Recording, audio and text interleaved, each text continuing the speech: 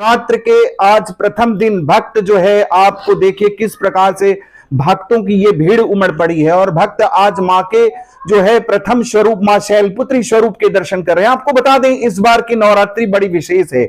इस बार मां जो है हाथी की सवारी पर आरूढ़ होकर के आई हैं। कहा जाता है शशि सूर्य गजारूढ़े शनि भौमे तुरंग में गुरु शुक्रो च दोलायाम बुद्धे नौका प्रकृतिता। तो आपको कहा जाता है कि जब नवरात्रि का प्रारंभ रविवार से होता है तो मां जो है हाथी पर सवार होकर के आती है और माता विंध्यवासिनी का दरबार हो तो अपने आप में ये अद्भुत अलौकिक दिव्य दरबार है, जहां की त्रिकोण शक्ति के जो है आपको आशीर्वाद को प्राप्त करने के लिए 9 दिन साधक आते हैं और यहां साधना और उपासना करते हैं और भगवती के कृपा आशीर्वाद को प्राप्त करते हैं। आपको बता दें नवरात्र क्यों विशेष होता है, नवरात्रि का विशेषता क्यों है। आपको बता दें कि हमारे जीवन में आपको नित्य और नैमित्तिक पूजा की व्यवस्था बताई गई है। नित्य पूजा तो हम लोग दैनिक करते हैं, लेकिन नैमित्तिक पूजा उन गृहस्थ आश्रम मतावलंबियों के लिए विशेष हो जाती है जो जिनके पास समय नहीं है, कार्य की वजह से, समय अभाव की वजह से वो पूजा नहीं कर पाते हैं।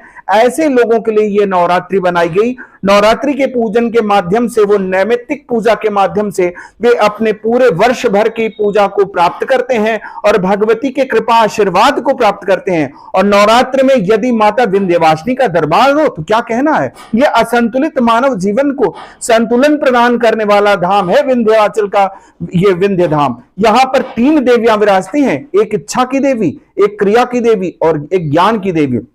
इन्हीं इच्छा और क्रिया और ज्ञान के त्रिकोण पर यह विंध्याचल धाम बसा हुआ है। इसीलिए माता के दरबार में यह सिद्धिपीठ भी है, क्योंकि यहां मां जो है बिंदु वासिनी के रूप में भी जानी जाती है। ये मां वो है जिसने मनु और शत्रुपा को सृष्टि के नवनिर्माण की सफलता का आशीर्वाद दिया और इस धाम में आके विराजी भगवती ये मां बिंदु वासिनी है, आद्या शक्ति है। कहते हैं कि एक बिंदु के बिना एक रेखा का सृजन नहीं होता और मां बिंदु वासिनी के बिना इस सृष्टि की तो परिकल्पना ही नहीं की जा सकती है। तो ये आद्या शक्ति जो बिंदु वासिनी है ना, ये इच्छा की देवी है, ये भक्तों की समस्त इच्छाओं को पूर्ण करती है।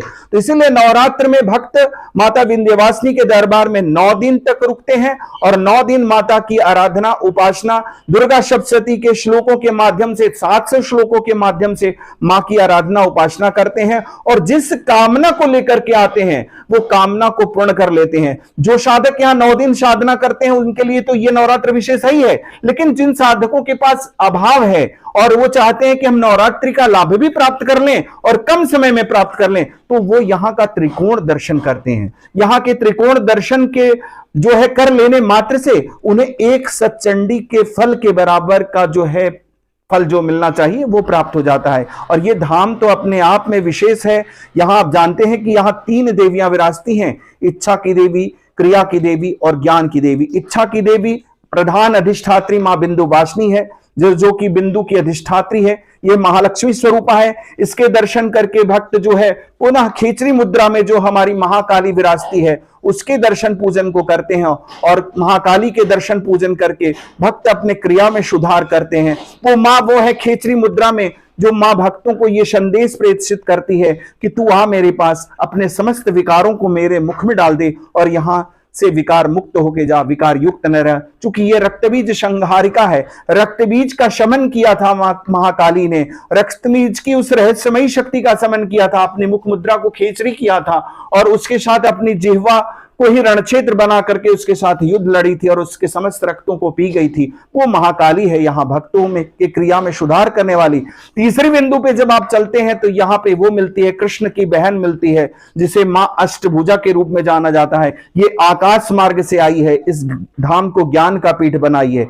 अब ये ज्ञान की देवी है, चूंकि कंस के हाथों से ये आकाश मार्ग से उड़ करके आई थी।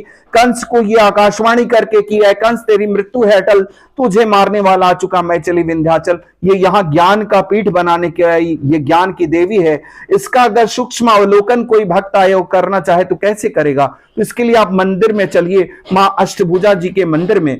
अष्टभुजा जी के मंदिर में जाएंगे और वहां के वास्तु को पर अगर आप ध्यान डालेंगे तो प्रवेश द्वार से ही भक्त झुक के मां के दर्शन के लिए जाते हैं और तब तक झुके रहते हैं जब तक कि बालिका रूप में मां के चरणों का आशीर्वाद को प्राप्त नहीं कर लेते। जो ही आशीर्वाद को प्राप्त करते हैं दाहिनी ओर मुड़ते हैं तो प्रकृति की एक ऐसी बनावट है कि आपको जो है आप सीधे खड़े हो जाते हैं। तो यही तो दर्शाया, ज्ञान प्राप्त करने के लिए व्यक्ति को झुकना पड़ता है। तो इस तरह आप देखते हैं कि ये धाम इच्छा, क्रिया और ज्ञान के त्रिकोण में बसा है। ये विंध्यवासिनी चूंकि शून्य की अधिष्ठात्री है, शून्य जो है इकाई का मान बढ़ाता है, एक का कोई महत्व नहीं होता, लेकिन पीछे शून्य लग जाए तो 10, एक शून्य और लग जाए तो 100, एक शून्य और लग जाए 1000। तो ये मान कौन बढ़ा रहा है? ये शून्य ही तो बढ़ा रहा है। मंत्राणाम मातृका देवी, शब्दानाम ज्ञान रूपिणी, ज्ञानानाम चिन्मयातीता, शून्यानाम शून्य साक्षिणी। ये भगवती शून्य की अधिष्ठात्री बिंदुवासिनी है। और इस धाम में विशेष हो जाता है तब अवसर जब यहां पर नवरात्र का अवसर होता है। यहां की समस्त शक्तियां, समस्त योगिनी शक्तियां, मां के समस्त जो है आपको जो है शक्तियां पूरी तरह से इस धाम में जो है अपनी चमत्कृत तरीके से भक्तों के ऊपर कृपा बरसाती हैं और इस धाम का कण कण दैवी ऊर्जा से भर जाता है। इसीलिए नवरात्र यहां का विशेष होता है। और जो भक्त जो भी कामना लेकर के